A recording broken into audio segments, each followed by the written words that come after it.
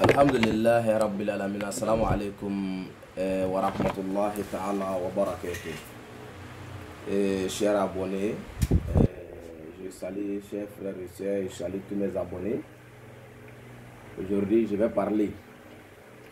Inch'Allah ta'ala. Alhamdulillah Rabbil Alamin. C'est le résidence de Safidé où il va travailler. Où il est en train de travailler. Les abonnés, alhamdulillah, Rabbil Alamin, on a entendu beaucoup de choses aujourd'hui. Vous savez qu'à chaque fois, il y a beaucoup de personnes qui viennent, ou soit qui appellent le Safidé Toro Iridougou Ferré pour parler des mauvaises personnes qui soi-disant, qui sont à parler à faire de la recherche. La vie d'aujourd'hui, tout le monde cherche à être riche. Comme moi, je dois parler. Moi, le nom de mon recherche s'appelle Faire si tu veux. Faut faire si tu veux. C'est-à-dire, le nom de mon travail, de ma recherche s'appelle ça. Alhamdulillah, tous ceux qui veulent être riches pendant 1 heure du temps. Là, on ne va pas parler d'un jour dedans. Aujourd'hui, je vais parler de la recherche. Je vais parler de la recherche. Je vais parler comment le travail se passe aujourd'hui. Comment beaucoup de personnes sont en train de causer, soit disant, nous on connaît. Soit disant, nous on est des, je sais pas, les marabouts.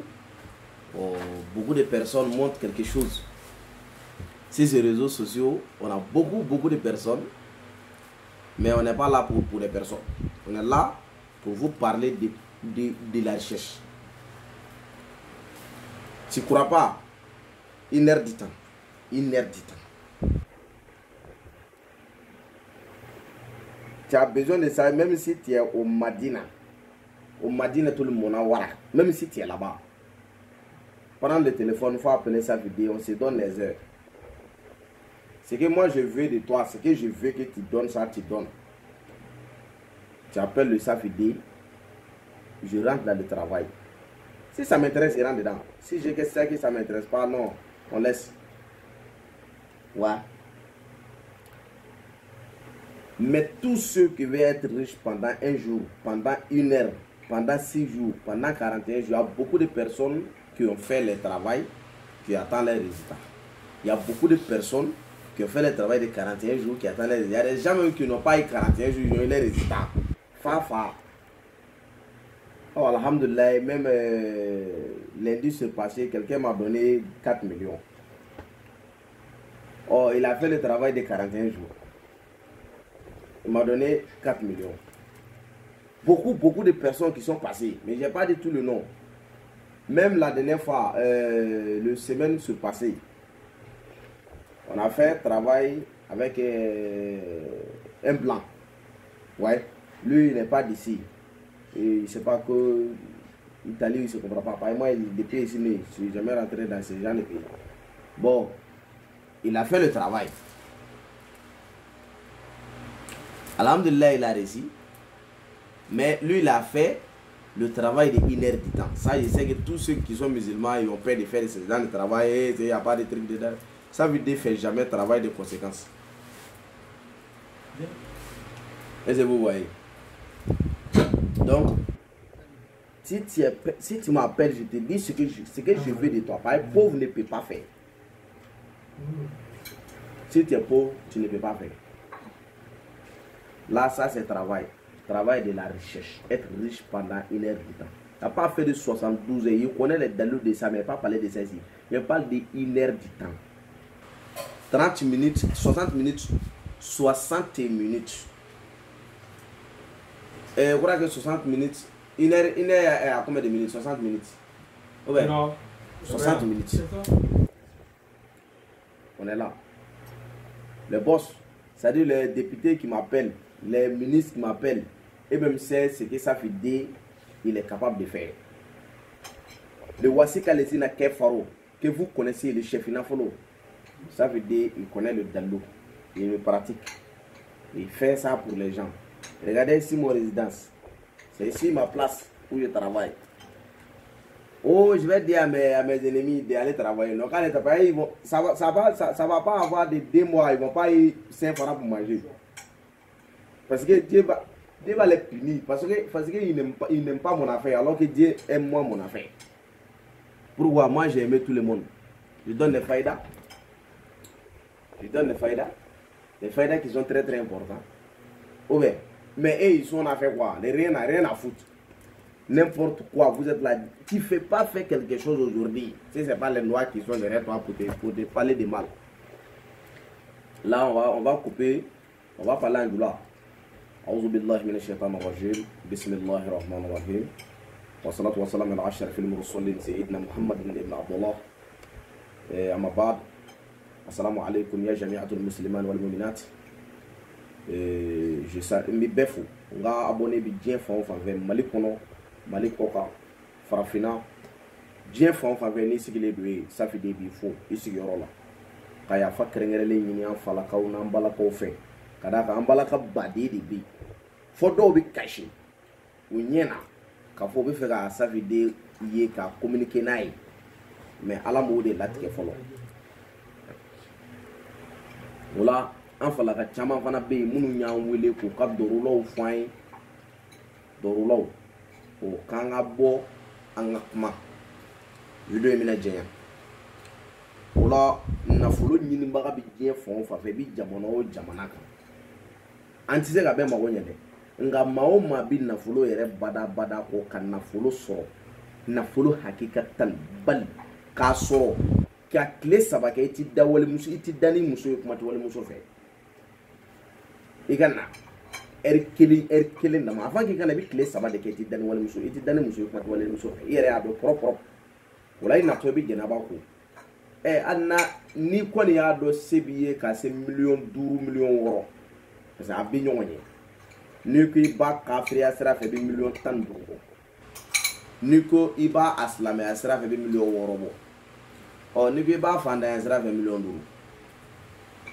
siga t'a la anw ti baara kɛ ko parce que e bɛna an critiquer ko an bɛ k'an ka kumaw fɔ k'a tɛna diya ye parce que ne yɛrɛ mago t'a la i ka danni na ni dara ne na yɛrɛ o bɛ ne ka dalu de tiɲɛ dalu min ne bolo o b'a tiɲɛ o la i danayabaliya min y'a ta ka ɲɛsin ne ma ne bɛna dɔnni de jira la k'a fɔ i dara ne na i ma da ne na dɔnni bɛ baara kɛ kuma kun y'o ye denmisɛnnin don dɛ a bɛɛ ni kuranɛ cɛ n nkalina ala la ni maa o maa nana a heure kelen ala bɛ sɔn nafolo baara kalite o kalite fɔ k'a daminɛ tile 1 tile 12 tile 41 tile 6 fo ka na se tile heure kelen ma fo ka na se wasika le zina kɛ fɔrɔ ma fo ka na se tile 41 dɔgɔrɔw ma cɛ o cɛ bɛ nafolo baara hakika ko bili hakiko safi de bɛ balo la a bɛ Côte d'Ivoire sigiyɔrɔ bɛnnen don Agoville quartier Ran spécialement vers PMI ya sabula mbi pharmacie moyen kɛrɛfɛ ni sira ye dɔrɔn ni ko pharmacie moyen i bɛ toro sɔrɔ yen i bɛ toro wele kalandenw b'i kunbɛn yen o la diɲɛ kɔnɔ bi anw bɛ ala tanu anw tɛ kalanden caman yɛrɛ fɛ an mago yɛrɛ tɛ s'o ma o la k'an balimakɛ dɔ fo yan a y'an kanu k'a bɛna mobili d'an ma tile 2 in na an kɔni ma mobili fɔlɔ k'a ko ten k'a bɛna safi den sɔn bɛɛ min na a finma ɲɛnamaba ni ala ka diɲɛ ye k'a bɛ diɲɛ ye ni cɛ o cɛ sera k'o kɛ fana o bɛ diɲɛ ye wa n'i y'o kɛ an bɛ ko k'i ye fana wari tɛ dɛ n'i y'o kɛ an bɛ ko k'i ye an b'a yir'i la k'a fɔ dɔnni bɛ yen o la fantanw baara bɛ aw ye koyi baara baden k'a daminɛ 12,000 15,000 20,000 30,000 40,000 a bɛɛ bɛ ɲɔgɔn ɲɛ ka taa fɛ i ye min kɛ i b'o degré sɔrɔ i ye min da i b'o degré sɔrɔ donc nin de ye o baara ye bon bi karamɔgɔya sera bɛɛ fɛ nafolo ba ni ye heure kelen ta min f'i ɲɛna ni ne ko i ma i kana heure kelen baara kɛ 1 million ta da la k'a fɔ parfum dɔ bɛ yen n'o bɛ k'a fɔ parfum sɔngɔ bɛ taa se 1 million et quelques a ye mori bɛɛ ɲininka diɲɛ mori o mori n'a bɛ dalu tiɲɛ dɔn ni dalu tiɲɛ b'a bolo a y'o ɲininka voilà a muso bɛɛ b'a dɔn bɛɛ b'a dɔn ni dalilu tiɲɛ b'a bolo k'a dɔn k'a fɔ nin bɛ min na nin ye dalilu tiɲɛ b'a bolo a parfait ye min a b'a dɔn surtout jagabani i b'a dɔn caman ye magique ko kuma fɔ ko nkalon don ne m'a fɔ nkalon don dɛ ne de t'a dɔn ne tɛ biri magique dɔn mais valise saki bɔrɔ o bɛ kaba bɔrɔ o bɛ kaba don bɔrɔ mun kɔnɔ na dɔrɔn ne mago min na o ja i kana ne dugamasa kunkolo ye an bɛ taa kaburuso la n'i bɛ nafolo sɔrɔ n'i t'a sɔrɔ an bɛ yan ala tɔgɔ don jinɛ tɔgɔ tɛ dɛ ko n bɛ abonnew fo olu dɔ de y'an kanu bilahi ka 18 caman k'an ka taa ni chaise ɲɛnamabaden in san an ka n'an segin a kan ne ka direct kɛ mɔgɔw k'a ye ko k'a jira juguw la ko n ka segin a kan ka d'a kan a sigili fana kun ka di n ye koyi ka bazɛn belebeleba fana kalan k'o d'a ma k'an k'o gulon an kana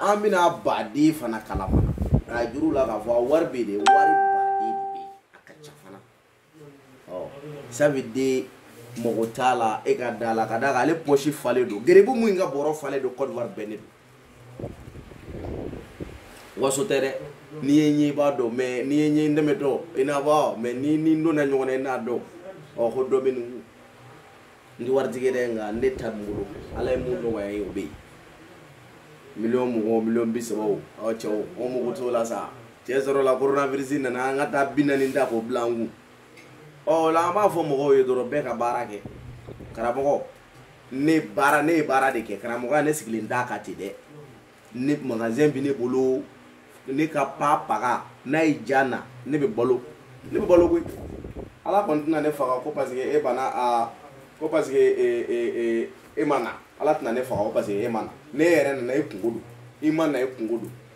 minnu dalen don nafolo ko baara la sa k'o kana n bɛ yan n bɛ balo la ma sa dɛ n bɛ yan wallahi lazi la ilaha illa huwa nafolo bele haki gindo kiri n b'a dɔn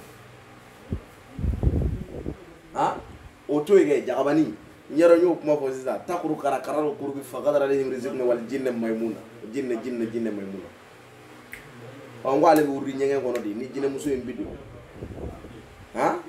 lama kana jagada n k'olu ye dalilu ye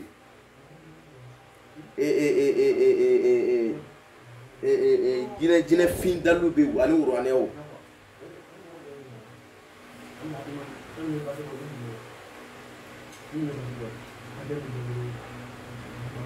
wuran tɔgɔw titiginɛ jinɛw y'a kurukɛ y'a yiliw a baden a b'a dɔ de nka an da de ne don maliyɛnw bi balo la aw ka morikɛ bi yan a fɔ morikɛ mun ma ko ɛri ka jan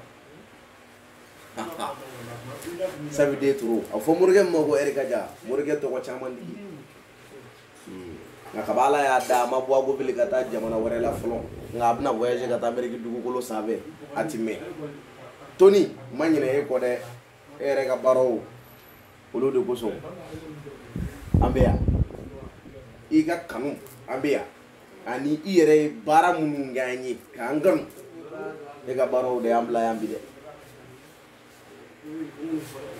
i ni i lamɛnbaga baden ye k'a bɛɛ fo surtout n ka abonnéw diɲɛ fan 14 bɛɛ lajɛlen fɛ mon frère tu es parti chez beaucoup de marabouts viens essayer pour sa vidéo faut faire avec toi si tu veux a k'i yɛrɛ ye n'a y'i ja a y'a fɔ i k'u ka baara kɛ toro tilara sa o la abonnéw bɛ diɲɛ fan o fan fɛ farafinna kɔnɔ farafinna kɔ kan an ye bɛɛ fɛ an ye bɛɛ kanu mɔgɔw kɔni y'an kanu ka ko caman k'an ye an yɛrɛw kan ka ko caman k'u ye o la ko salamu aleykum wa rahmatulahi ta'ala wa barakatuh bisimilahi muhammadu rahim muhammadu o la abonnéw an na ɲɔgɔn sɔrɔ waati wɛrɛ